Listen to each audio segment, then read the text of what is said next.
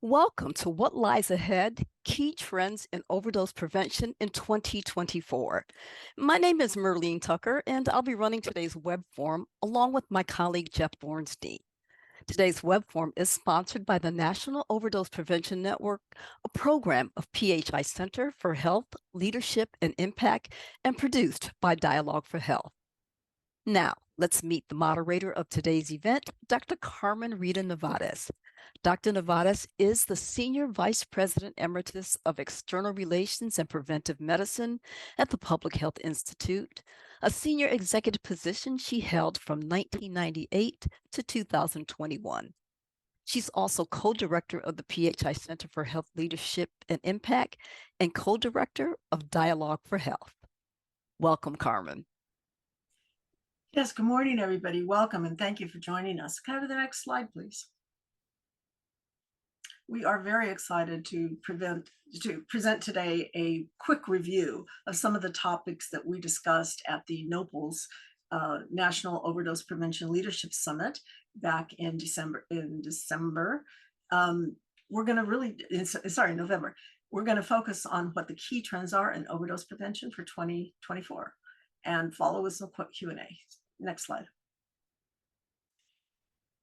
We're looking forward to introducing you to some trends in overdose prevention, to informing you on groundbreaking concepts, cutting edge advancements in overdose prevention, and hoping that we will get to explore some opportunities to advance your local overdose prevention efforts in the year ahead. Next slide. So I'm going to introduce my co-presenter today. Ariana Campbell is the founder and principal investigator of Bridge Treatment. Works in emergency department and addiction medicine PA. She has 24 years of clinical experience. So this is a tremendous opportunity for us to hear from somebody with serious experience in the field. Next slide. The National Overdose Prevention Leadership Summit is an annual virtual event that highlights real solutions in the areas of overdose prevention, substance use treatment, harm reduction, and recovery. This past NOPLs, we heard from many experts, and I want to share some of these highlights. As you listen, let's think about the emerging trends in overdose prevention for 2024 and how they move us forward from past practices. We have a super tight agenda today, so most of our time will be spent commenting on the information in the videos. There will be time at the end to ask questions, but I encourage you to post your questions and comments in the Q&A, and we will use the concerns you raise to guide our future programming. So let's go ahead and see the first video, and then we'll get into conversation with Ariana. So what we've clearly learned throughout all of this process is that, yes, there are many aspects that need to be addressed in order to address the overdose crisis that go beyond the importance of addressing the need of patients with pain, of expanding access of medications for individuals with opioid use disorder, to expand access to treatment for individuals with substance use disorder, since now the illicit drug market is frequently contaminated with fentanyl. That we need to also, as I mentioned earlier, address the issue of prevention in all of its essence. And in the process, for all of these things to be maximize their success, we need to have access to timely data that can guide us in terms of the magnitude of the problem, the characteristics of the problem, and the success of our interventions.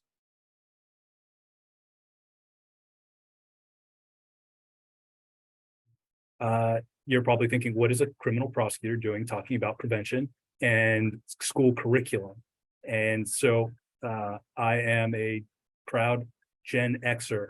That means I graduated in 1986, and it was my idea, my knowledge coming out of prevention was Nancy Reagan saying, just say no, and an egg frying in a frying pan. And that was about it. In 1986, that's when Congress passed the Safe and Drug-Free Schools and Communities Act. And then we saw the rise of the DARE program, that original DARE program. And it had started a few years earlier, but it really grew in popularity after that. It stopped in 2009, and I think Jim could probably do a much better job of talking about what happened in 2009 in terms of drug education in our schools. But what we found out later was that that program, well-intentioned and much needed, didn't have much of an effect in terms of changing behavior and changing substance use in our youth. And so there were lessons learned from that period of time. So we fast forward now to the opioid crisis, right? And the threat that we now face from fentanyl. And at least in San Diego County, in June of 2022, our county board of supervisors, they declared illicit fentanyl a public health crisis. And then soon after that, in October of 2022, at the urging of the Dr. Paul Gothold, he's our superintendent of schools here in the county, District Attorney Summer Steffen, and then our county supervisors, Desmond and Lawson Reamer, and they really advanced this need, a desire and an actual need to protect our kids. And it's because of this risk of harm that fentanyl now poses, in addition to just substance use. And so the ask was then, in October 2022, our board of supervisors, unanimously passed this resolution that we're going to explore a number of things. One was mandating drug prevention education in our county schools, including education about fentanyl. And the other one was, how does the county respond to outbreaks in different parts of the community? And the other one was increasing the availability and distribution of naloxone in the community. Our focus, so soon after that, come January of this year, almost a year now, our working group formed. And it was myself for the DA's office, Jim Crittenden, who's you'll hear from here shortly, from the San Diego County Office of Education, Amy Hendel, from the drug demand reduction section of HIDA, and then we had partners from the DEA, from the California National Guard, all incredibly valuable partners that came together with a mission. And that mission was, can we find a scientifically proven, evidence-based drug prevention curriculum for implementation into our county schools, our primary and secondary public schools? And how do we address this threat that fentanyl now poses to all of our kids in a way that can be incorporated into that curriculum? And how do we do that knowing that we've now lost that funding and our school districts are deciding on their own, how are we going to do this? How can we assist school districts in identifying appropriate curriculum that can address this issue? And that's where we came together. We enlisted the help of ADAPT, and our goals became two very clearly defined goals. And the first one was, can we prevent or delay the onset of substance use among our youth? And the second goal being, can we prevent or reduce the number of overdoses being experienced by our youth? And so I think maybe that gives a decent background of how we got to where we are, how we started. And I'll turn it over to Jim if you have, I'm sure you have a lot more you can add to that.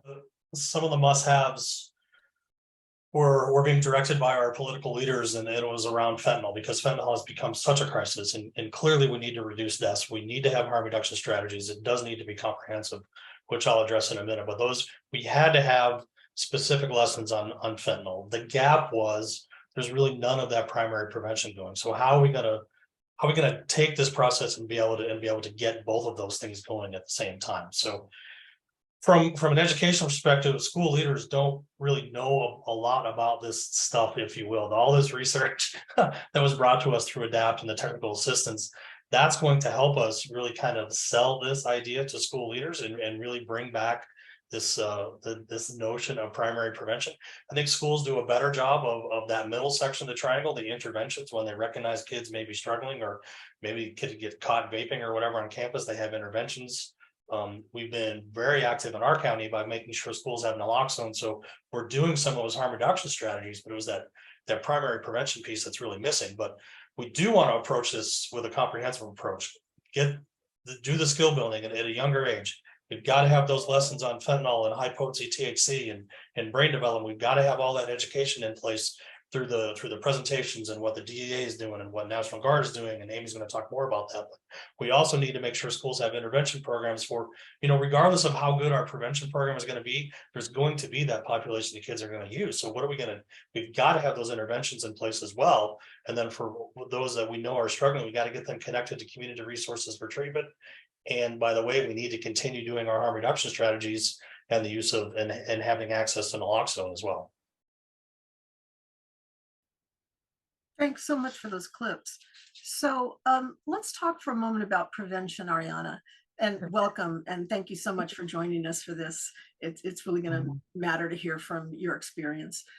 I'd like to know, based on your work in emergency medicine, what do you see, or what do you think you'd like to see included in prevention efforts, particularly when we look about working with youth?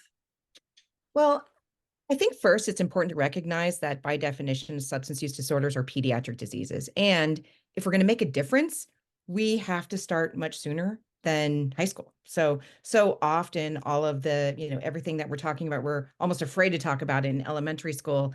And one of the very first presentations I did in my own community was to my elementary school teachers. Why? Because they were the ones that were going to make the biggest difference with kids. And what I wanted them to know is, number one, substance use disorders are treatable. So if they have a parent, if, whoever is affecting this kid's life and upbringing, we want to make sure that they know that there's resources. I also wanted them to make sure that they knew, so we're available in the emergency department. Also, connection with kids is so important. There's a lot of research going on right now, but there's some evidence that just having close mentors, having people that kids look up to, even if it's not their own parents, is incredibly important. Make connections. So that in terms of primary prevention, that's important. And in terms of youth, recognizing that onset of a substance use disorder is often between the ages of 12 and 14. And there's a 10-year gap usually before first treatment. Could you imagine if we could close that gap? So primary prevention, elementary school, recognizing early, offering hope, access to care, and making sure there's shared understanding in schools about that. Those are really wonderful insights. I wonder two things. First of all, getting great audience reaction to the idea of really connecting and really being able to touch, to touch the community that you're serving in a very meaningful way. And I wonder if you had any challenges in doing that as a provider, as somebody who works in the field. Did you have any challenges from your community? Any pushback? Was it easy for you to get in? I'm still working on it. It's a work in progress. It's identifying the places that you need. Medicine needs to have a voice. I do think that, I worked really closely with my harm reduction. Our harm reduction organization in my county was founded by my substance use navigator in my ER out of a recognition. So we really have this fishbowl. We can see the community, the needs of the community. And we know that it's almost like you need the backing of medicine. So if I can go in and vouch for harm reduction, like in a board of supervisors meeting, if I go talk to our city council about innovations in addiction treatment, if I can offer hope and a shared understanding of what we're doing, then there's that feeling of togetherness. And there's also just a better baseline understanding. I think it's important that we get out there and we are leaders in our own communities. Yeah, I want to underscore that. Let me ask you, you brought this up and I want you to talk a little bit more about it. What is it like, and what do you say to, very young people about being aware of their environment, being able to maybe help their parents, being able to help that connection instead of keeping the secret that mommy or daddy has an issue on some days? How do you help them understand that there is a place they can reach to? Well, actually, often when I'm offering treatment or sort of a path forward for a kid, they'll identify that a parent has an issue. I mean, I've treated kids and their parents at the same time. That's the beauty of the emergency department. And it is there's a lot of issues within families, of course. So I think having just that quick access, because often people want to start treatment at the same time. Outside of treatment, I think that, like I said, I think just education.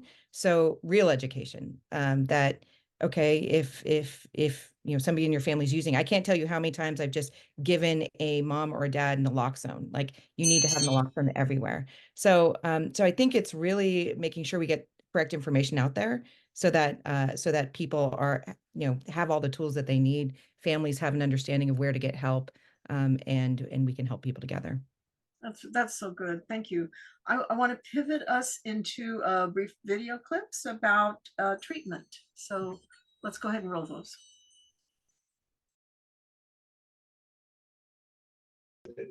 We used to say when I was in training about opioids that the right dose of an opioid is whatever it takes to make the pain go away. We know that led to a lot of downstream problems and sort of got us where we are today. But I think it is true that with buprenorphine, because it's a very different drug, as I've kind of tried to point out, as a partial agonist, et cetera, there is some truth to that statement that in these people, as long as the withdrawal is not worsening as you up titrate the dose of buprenorphine, I think you can push it pretty far. I mean, I would usually say by about 64 milligrams, I'm done.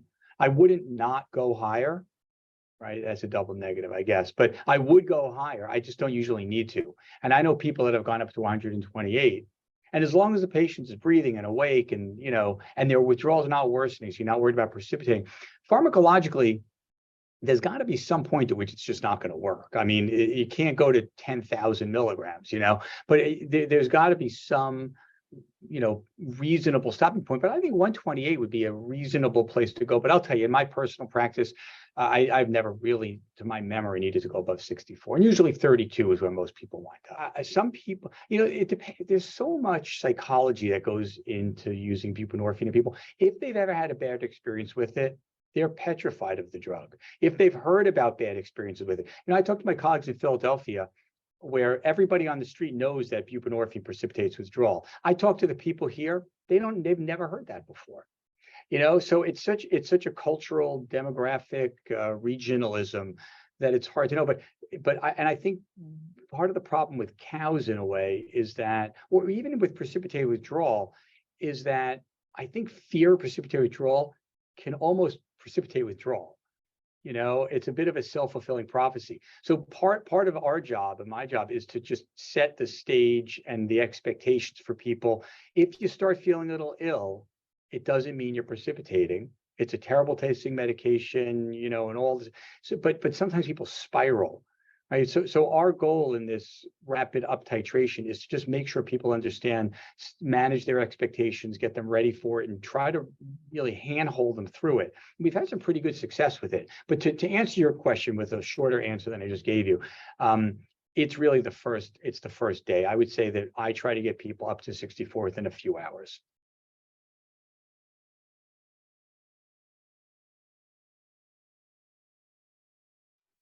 And so then the other question came in, well, all right, maybe the emergency department has time for this, but we're in EMS, we're busy. Certainly in Camden, where I was trying to do this, you know, our ambulances do 3, 4, or 5 times what an average ambulance in most communities has to work.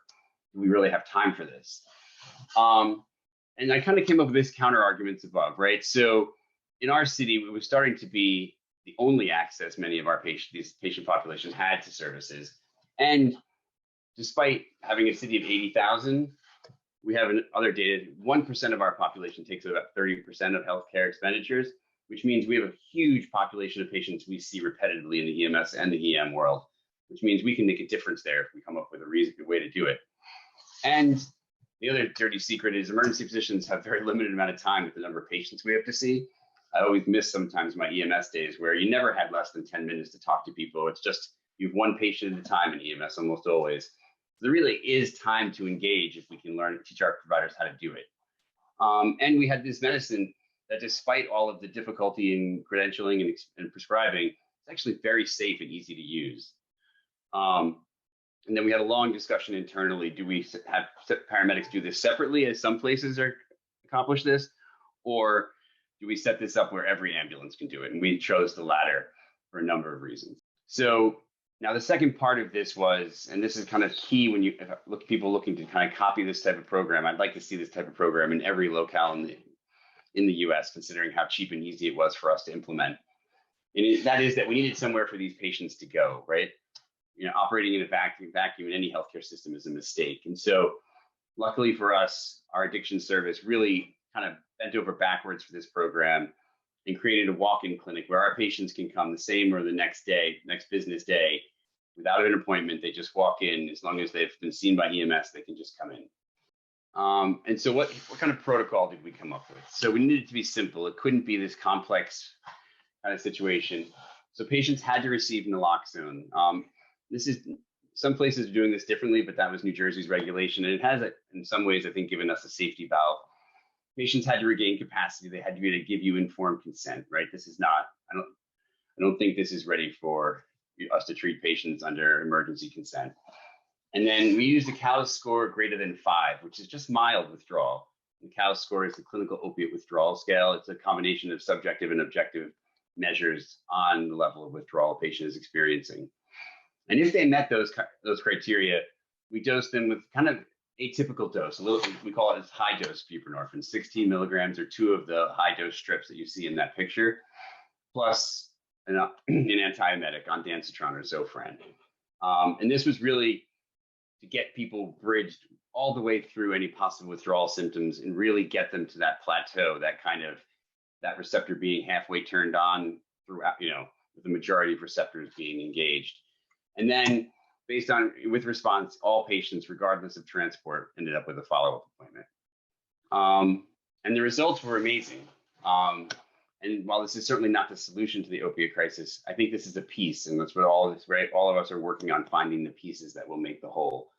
To date, we've had 300 field administrations.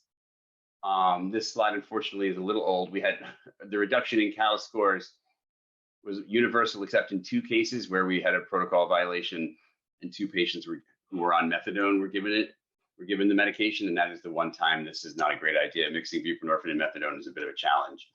But with the exception of those 2 patients, 298 of them all went from high CALS scores to patient-centered low CALS scores with no evidence of preceptive withdrawal in those non-methadone patients. Interestingly, our refusal rate is higher in this population. We hover around 40%, on patients who don't accept, and over 50% if they do take the treatment. And which is important for any EMS system thinking about doing this. It only increased our scene time about 7 minutes, and with the decrease in transport times, it actually saved the EMS system time and gave them more ambulances. So you can see here, just in graphical form, that's that CALS score reduction, moving from an average score of 11 to 12 to less than 4.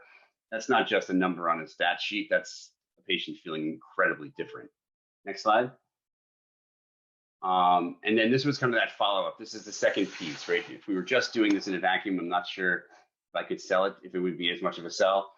But of this patient population, 33% followed up at their first appointment, and we kept a quarter at 30 days. And unfortunately, that's where our data runs out. And those are pretty good numbers. They match pretty closely to a number of the emergency department bridge programs that have been published on and that are working, and certainly similar to our own here at Cooper. Really, again, these are, if you think of that 1 in 10 in a year, really, this is real lives saved. So I think it actually really has a huge amount of value.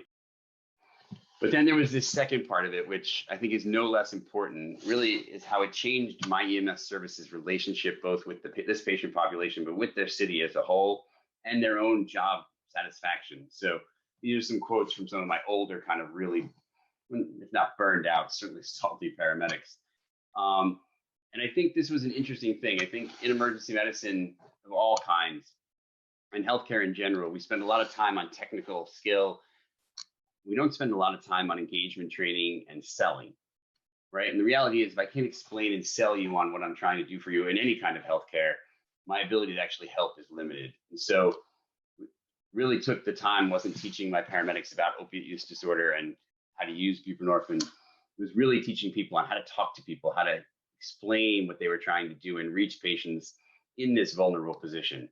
I think it's one of the things I'm most proud of, and I think it has really had far-reaching effects on our EMS service across the board.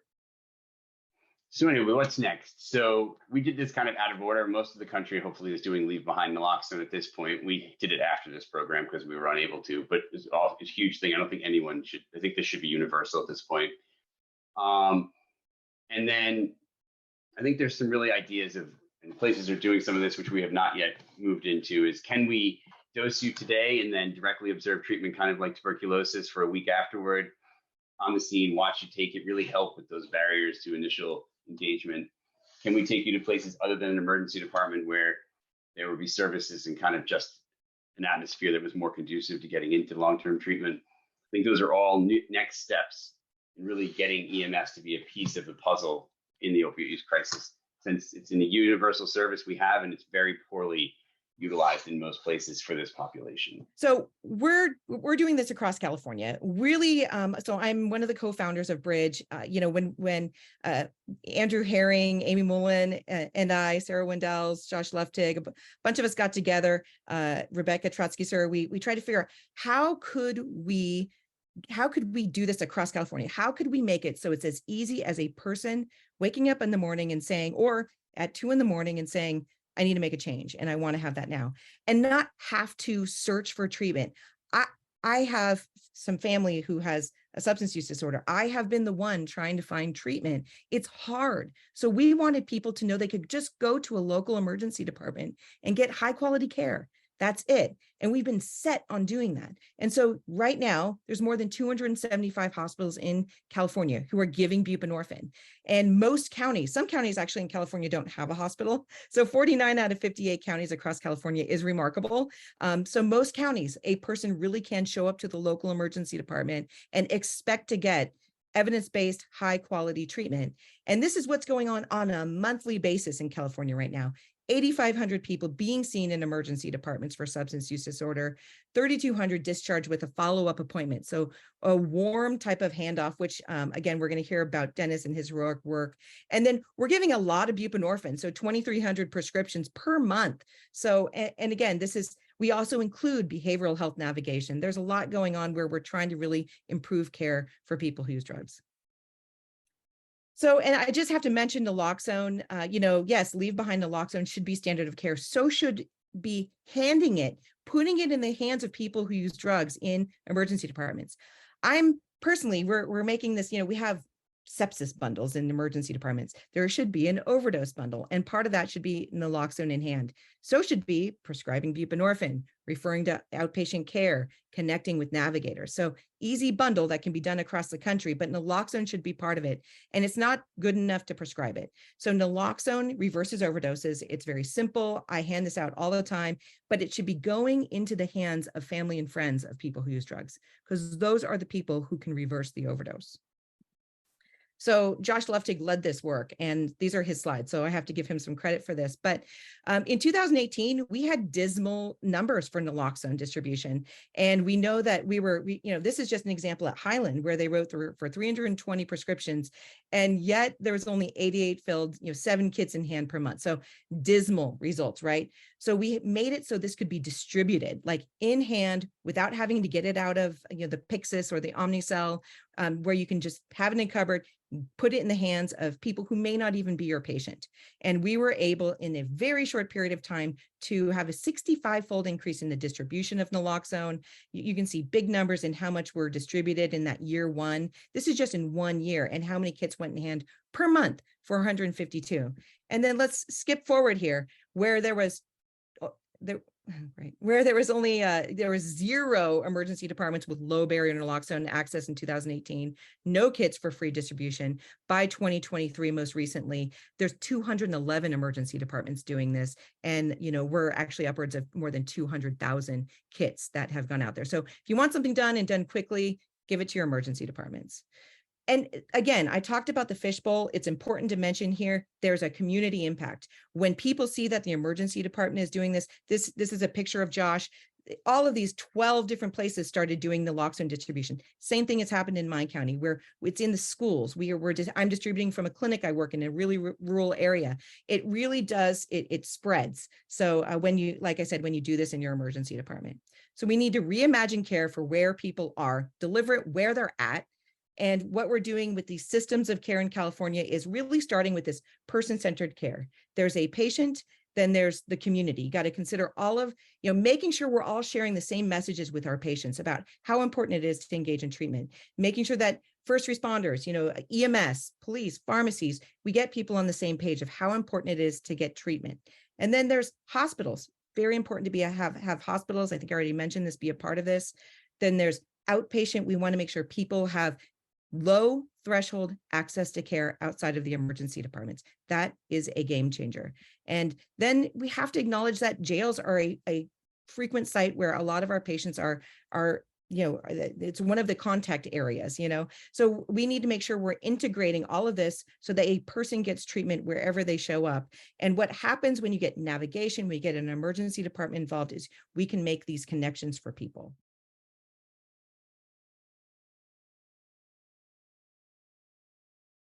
So contingency management has, as I said, a very long history of research particularly in stimulant drugs, but it also has been shown to work in other substances as well. Over and over, studies show that this is the single most effective intervention that we can give to someone who's using stimulants. By the way, stimulants, methamphetamine or cocaine, not just methamphetamine. It ends up in higher retention rates, so it holds them in treatment longer. We talked about why that's important already. And even though it's a purely behavioral intervention, it has effects that have been shown to last up to 1 year following the end of the intervention. We don't know if it lasts longer because the longest they ever fund these kind of follow-up studies is for about a year. And so we know and have follow-up data that we show continuing effects for up to a year, but we anticipate that those effects will go on longer than that. The theory behind that is kind of like, if we give people a break from their substances and they're able to engage with their lives in more productive pro-social ways, suddenly being able to go with your kid to their basketball game becomes rewarding in and of itself. And life has a tendency to replace the reinforcing effects that they're getting from the drugs with the reinforcing effects that they get from living their lives on an ongoing basis with lowered amounts or in the absence of those substances. And in a number of research studies, they've been shown that even though it costs money to do this, we're giving people cash or prize incentives in some way, that certainly costs money, that overall the cost offsets far outweigh the costs associated with the program. And CM has been proven over and over again to be cost effective. So CM, as I said, uses a non-drug reinforcer for drug abstinence. Now, again, there have been studies that show that it works for attendance and it works for some other behaviors. And I think we need to look at expanding that research literature so that we really understand the nuances of where CM is most appropriate and where it's not. But the vast majority of research that's been done has been done using urine drug tests as the evidence of that the behavior has occurred, that non-use has occurred. In giving these, in doing the urine drug test and then giving the reinforcer, we have strong evidence that we're able to continue that and encourage people to continue to not use. So how do we set up a program like this? First of all, there are 4 main ingredients that we want in a contingency management program. We have to first clearly define the target behavior. Well, what do I mean by that? Well, do we want to reinforce drug attendance or do we want to reinforce drug non-use? If we're going to reinforce drug attendance, drug treatment attendance, how are we going to track that attendance so that we notice every time they come in? If we're going to use non-use of drugs, what measures are we going to use to measure that? And again, most places use a point of care urine drug test. The point of care on-site testing is really critical in this particular case because you want to give the feedback immediately, not get the urine drug test, send it out for testing, figure out whether it was positive or negative, get that test back, and then give the reinforcer. There's been plenty of opportunity in the meantime to do other behaviors that we may not want to be reinforcing, and therefore it diminishes the efficacy of the intervention. We need to decide how frequently to measure the behavior. And again, in most of the research trials that I've seen, and in this program that I'm currently running in California, we're looking at twice-a-week testing. If you do point of care urine drug testing, it stays in the body for about 3 days. And so by asking people to come in and test twice a week, we're getting pretty much continuous coverage of whether or not they're using. And in the case that they don't show, they would not get a reinforcer on that day. And with limited exceptions for excused absence, it would really be considered a probable positive sample and would be treated accordingly. So twice weekly testing for point of care testing every time they come in for other kinds of things that we may be measuring. We want to provide a tangible incentive as soon after the behavior is observed as possible. I default to gift cards because the program that I'm running is a gift card based program. And so they come in, they provide a negative urine drug test, and they get a gift card immediately for that. And I'll talk about how that works in just a little bit. Another way of delivering that has been well researched is to use a fishbowl where they draw slips of paper out of a bowl. Most of them say good job and give just kind of a secondary reinforcer. But some of them then are attached to prizes, and they get to select a small, medium, or jumbo prize out of a prize cabinet, for instance. But again, they get either the verbal praise or the concrete prize as quickly as possible after the behavior is observed. If the behavior is not observed, that is, we see a use or we see lack of attendance, what we do is we don't incentivize the behavior, but we also don't punish or criticize the individual. We ask them what we can do to be more supportive. We encourage them. We thank them for coming in if it's a face-to-face visit, for instance, praise the efforts that they've made, offer them additional support, and encourage them to do what they need to do in order to demonstrate the behavior the next time. Wow. Well, there's so much information contained in that segment. And one thing I just want to emphasize for the viewing audience is that the videos are all available in their entirety for you to view at your leisure at a time that works better for you. So you can find them at the National Overdose Prevention Leadership Summit.org website. And we'll show that at the end of the program so that you can catch the full URL. So I want to just start with asking you a couple of questions after I thank you, Ariana, for the tremendous efforts that you and your team have shown in really helping to build out a tremendous program in California. Let's start for a minute without getting into any of the details around dosing issues, because that's pretty individual, and we want to sort of make this available for everybody here. Talk for a minute about what kinds of fears people might have in starting buprenorphine treatment. Well, I mean, so I have to agree that priming is everything. So that's why I keep saying shared understanding, because what people are afraid of precipitating withdrawal. But it's almost like once we started seeding that, people started, there is a lot of psychology to it, and people are so afraid of withdrawal. And so having, a lot of my partners will say, hey, I'm going to make this the best withdrawal experience you've ever had. And really also priming that, hey, precipitated withdrawal, that's when we give buprenorphine and it pushes off fentanyl or the full agonist. And so it causes this withdrawal, but that's what we are hearing people are so afraid of. And I also have to put out there that a lot of people use drugs. There's a community of people who use drugs. And so a lot of people are sort of afraid of losing that too. So it is a big change. And I congratulate people who come in for treatment and also let them know how courageous I think they are for seeking it. So, but I do think I hear there's a lot of themes here. And I think that patient-centered care, individualized treatment, and priming, making sure patients know that this works, give people hope, kind of these positive, there's a lot of studies on how we prime people for treatments, and it makes an enormous difference. Oh, thank you. What about the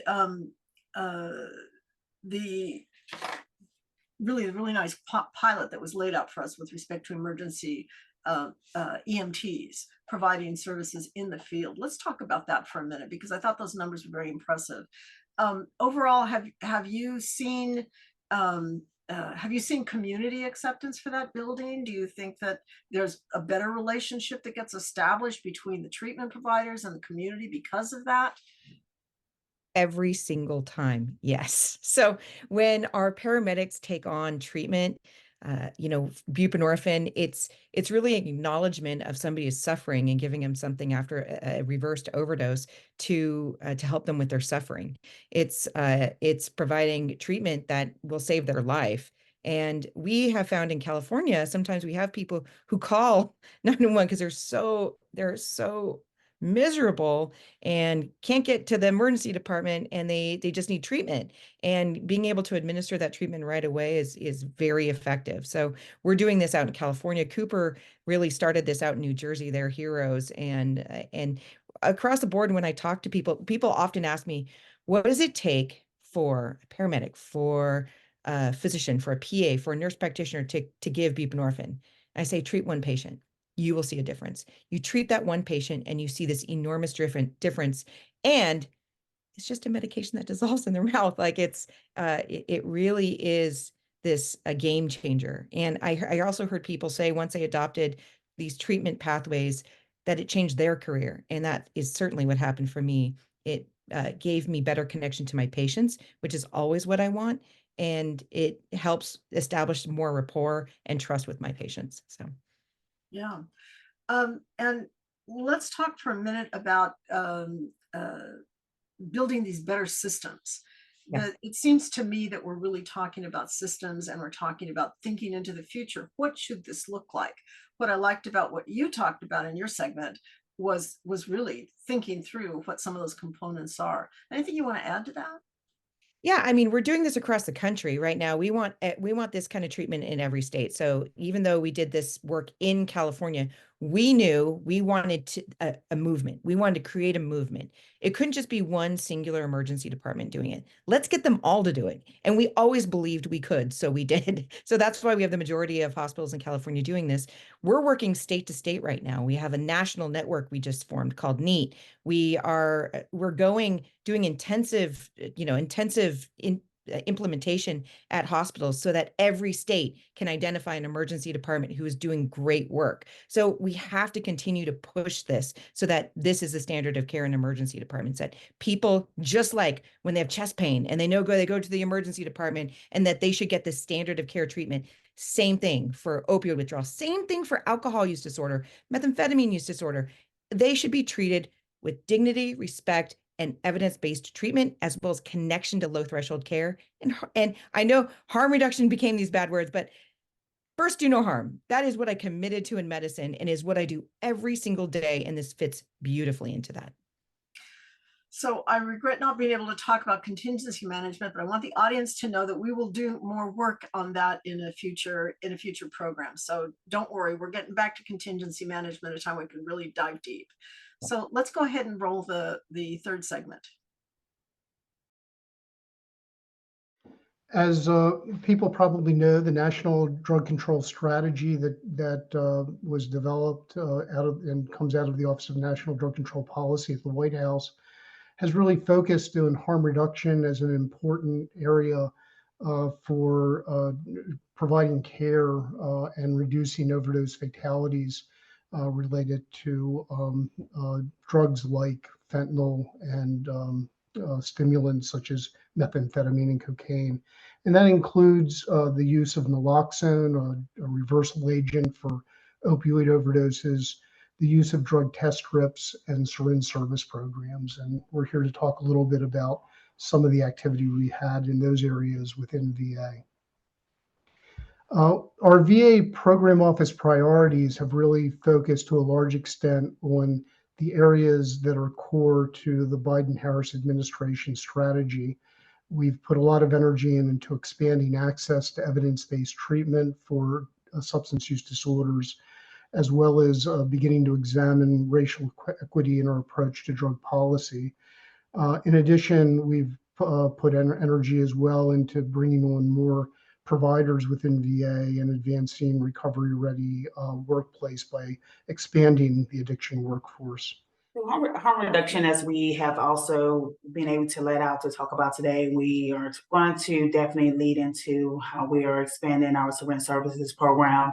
When we think about harm reduction overall, as an overall view, there are 4 principles outlined in the drug control strategy, how it outlines these principles. And within VHA, right, we're one of those partners or agencies that are putting in plans with our efforts as we roll out and expand our harm reduction program to include syringe services.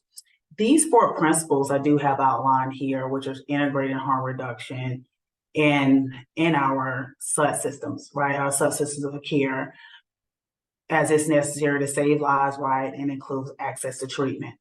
What I do have highlighted, though, is facilitating low barrier buprenorphine initiation through harm reduction organizations. So as Dr. Roberto mentioned earlier, we are looking at our infrastructure and hiring for positions that are focused on these efforts. And then also, as we look at a comprehensively access current evidence-based harm reduction strategies and develop a plan, including translational research. Principle 2, collaboration on harm reduction with public safety agencies. I will expand during the talk today about our OEND program, opioid overdose education, and the naloxone distribution program. We also have infrastructure set up within our systems to take a review of cases that when a veteran has experienced an overdose, providing that post-overdose care, bringing in several different people to contribute to an updated treatment plan of care for the veteran. Principle 3, fostering changes in state laws and policies to support harm reduction. Also, principle 4, partnership on harm reduction. As you see with us today, Dr. Roberto and myself from the SUD program office, Dr. McFarland from HHRC, hepatitis, HIV, and related conditions program offices. So important for us to work on those both sides as we see how it ties in directly with harm reduction.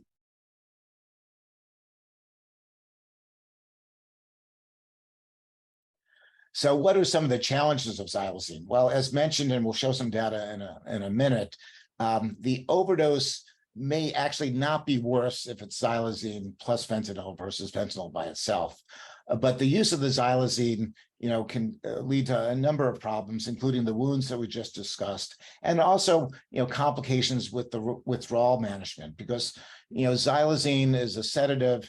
There may be a withdrawal syndrome from the xylazine itself. And so if the patient is using fentanyl and xylazine over and over again, and they stop using, they may develop withdrawal from the opioid, they may develop withdrawal from the xylazine, it may complicate the treatment picture. Now, typically someone who's withdrawing from fentanyl, we try to get them onto buprenorphine or methadone, because that will help with the withdrawal treatment and put them on a alternative agents so they won't use the fentanyl anymore. I mean, MOUD is critically important, but starting these patients on buprenorphine who have been using xylazine, sometimes it's more complicated. There are patients that develop withdrawal symptoms if the buprenorphine is not dosed at the right dose, and the right dose in the midst of this fentanyl epidemic is not clear. There's been a lot of alternative strategies to using buprenorphine with patients that use fentanyl. So xylazine plus fentanyl may make the treatment of the withdrawal more complex. And then there's also the fear and the stigma of the wounds themselves. These wounds, again, are not pretty, and patients may be less likely to seek treatment because of their own concerns about these wounds. So I just wanted to kind of show a snapshot of what kinds of drugs and metabolites that we are finding in the blood samples. So in addition to fentanyl, you can see the wide variety of other substances, including other adulterants that are found in the blood. And so, with this data stream, it's really imperative that we are able to keep track of any kind of emerging threat in addition to xylazine. So we see that xylazine is highlighted here in the light yellow color. But alongside, the fentanyl overdoses, you also see, a lot of stimulants, a lot of other drugs, a lot of adulterants, and a lot of benzodiazepines. And for our future research on xylazine, so a lot of the things still have yet to be to be determined. So as Dr. Wax mentioned before, there's a lot on xylazine that we're still learning, that we still need to figure out. We're hoping that the quantitative toxicology test for xylazine alongside the other drugs will help us to parse out these overdose presentations and really start to look into some of the causality aspects of xylazine. We're also conducting the in-depth interviews so we can see in terms of behavioral characteristics if those vary across self-reported xylazine use. DOTS is fantastic, as well as Fentolog, because we have large geographical representation and temporal associations. So we can not only track regional trends, but also what's happening over time. And one of the other, big areas of research in terms of xylazine and what's needed is to determine xylazine's impact on medication for opioid use disorder initiation. So as Dr. Wax said, buprenorphine, methadone, and that sort of thing. And in terms of, how patients are reporting those inductions and clinically how it's going.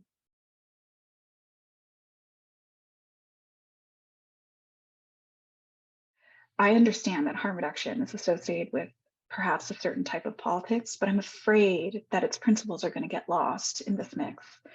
So the reason why I'm afraid is because harm reduction is actually quite a clever way to offset future political liabilities for the jurisdictions.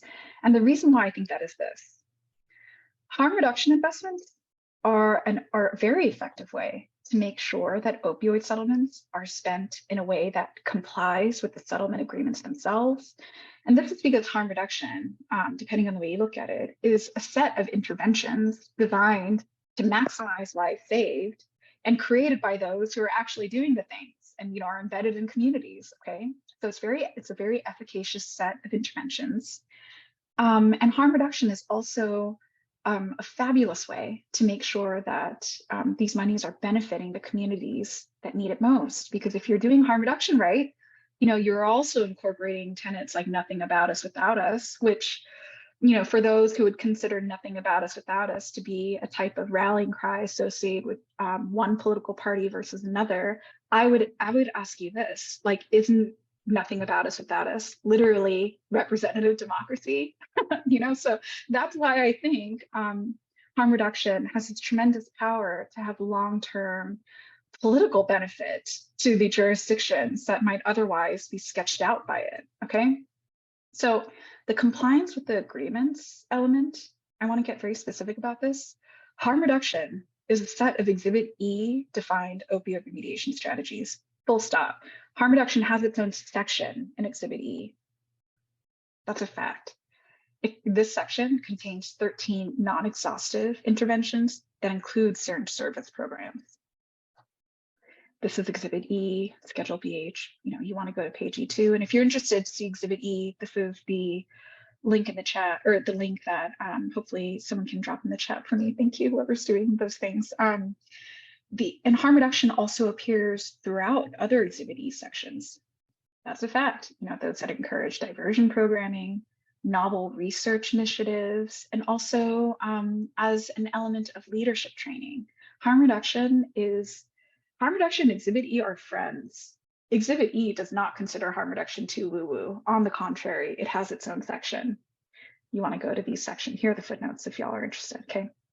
And in fact, so the National Harm Reduction Coalition, I'm not officially, I'm not paid by them anyway, but they have paid me to speak and do office hours, run public office hours, kind of like, this context, right? So I've spoken for NHRC before.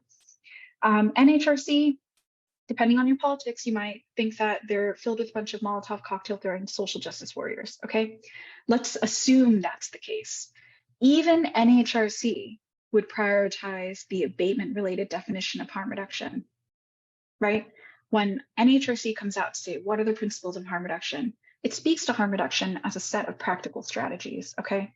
It's only when we get to that second half do we see references to the Molotov cocktail throwing social justice warrior partisanship aspect of this, the uniquely American momentum that would categorize harm reduction as a part of one party versus another versus an objectively good strategy. But you'll notice that the second section uses harm reduction with a capital H and capital R Harm reduction here is lowercase h. And this is the space and the definitions that I'd like to create. So harm reduction with the big H, that's the political movement, okay? That's the political, philosophical movement that begs transformative change. Harm reduction with the little h can, at the most succinct way that I could describe it, so it's not the best definition, but it's the most succinct. Harm reduction is the approach to providing services, the perspective, the philosophy, the way you provide services. And risk reduction is the technical set of abatement strategies. So really, when I said harm reduction earlier is a set of abatement strategies, perhaps it's really risk reduction, because the differences between harm reduction and risk reduction exists in the nuances of things. And I want to check the chat to make sure my timing is okay. So I will wrap up this section probably in the next like 7 minutes, and after that we can get to questions. But real quickly, the differences between harm reduction and risk reduction exists in the nuance. Something I would say, you know, harm reduction is defined by like a truly destigmatized provision of services. Something that isn't probably harm reduction is conditioning the availability of help on a certain type of behavior change, be that abstinence itself, or getting into treatment, or actually getting arrested in order to access treatment. Those things are not traditionally harm reduction. This next example, I want to credit my colleague, one of my favorite colleagues in Washington, Emily Herrio, for making this distinction. Sometimes the distinction between harm reduction and risk reduction comes out in stuff like this, where certain jurisdictions are totally fine providing naloxone and fentanyl test strips, but they won't touch clean syringes, they won't touch clean pipes.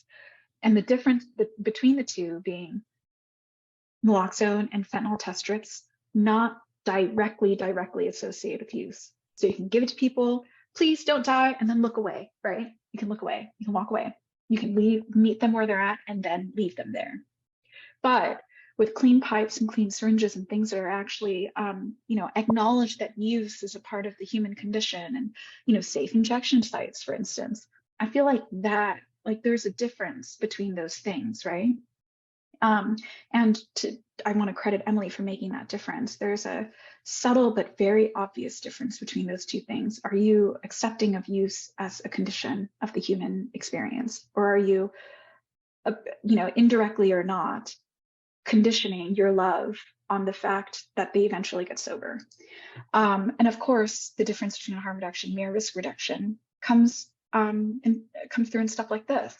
When decisions made about people who use drugs are made without them versus the meaningful inclusion of them at the decision-making table. And that's how, you know, so if you're doing harm reduction right, you're including the community element, and you're actually asking the people who need the help how they want to be helped. And that's how harm reduction maximizes community impact. So Ariana, there's so much to be said for the various strategies that have that were listed just now under harm reduction, and there are many more. But I wonder if you would like to talk a little bit about the program we're hearing that's being implemented throughout the VA system. Oh, well, I think, well, I actually work at the VA, and there's a lot of great harm reduction strategies. In fact, I've talked to a lot of people, pharmacists who are doing really great work to create harm reduction access, harm reduction vending machines.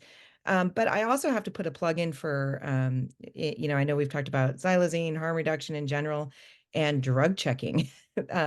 I've always mentioned, you know, that drug checking is empowering the people who use drugs to be able to know what they're using, and also is sort of a check. So I also advocate for drug checking. I have a friend in North Carolina who's doing great work, and I will often encourage my patients. I wish I had all of the technology to provide it to them myself, and I wish we could normalize that. So, but yeah, just making low barrier harm reduction vending machines, things so that, you know, people have very easy access is incredibly important.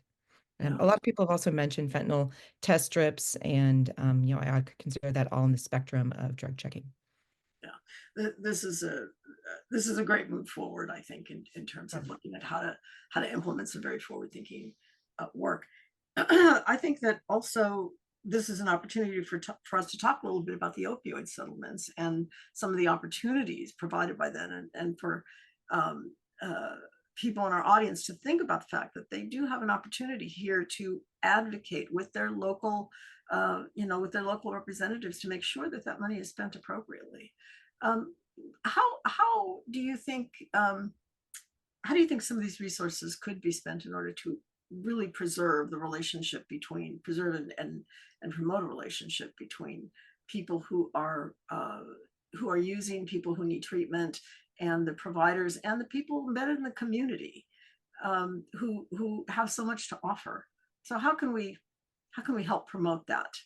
Well, we do have to elevate the voices of people who use drugs. I really think that that's important. I mean, I have to say, in my everyday work, I lost my sister to the effects of drugs. I have a very good friend who lost her brother to an overdose. And I think keeping the voices of those who use drugs, people we've lost from drugs, I see my role as really trying to lift those up and elevate those voices. So I think that we as we make decisions, it's important to center it on person-centered care. And I really think, Carmen, that we need to make goals. We need to decrease deaths. We have to, we want to make these goals to, can we decrease overdose deaths, cut it in half in the next, less than 10 years? I think if we took that mindset, we could make better decisions on how we spend this money. It's not just keeping things going that have been there. It's really thinking, again, I say you have to reimagine this care. How can we provide the care that people want and need? And I have to recognize here that we say 95% of people with a substance use disorder are not accessing treatment. What if that was diabetes? Like there would be these huge campaigns where we would make sure that we do awareness. We would talk to people with diabetes and say, why aren't you accessing care?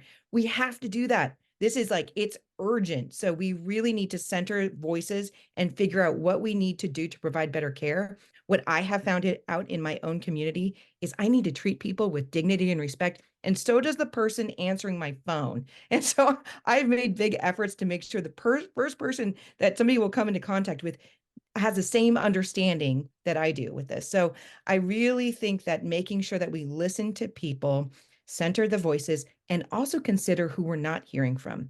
I don't hear from people who died in my emergency department. How can I keep myself accountable to what's going on in my own community?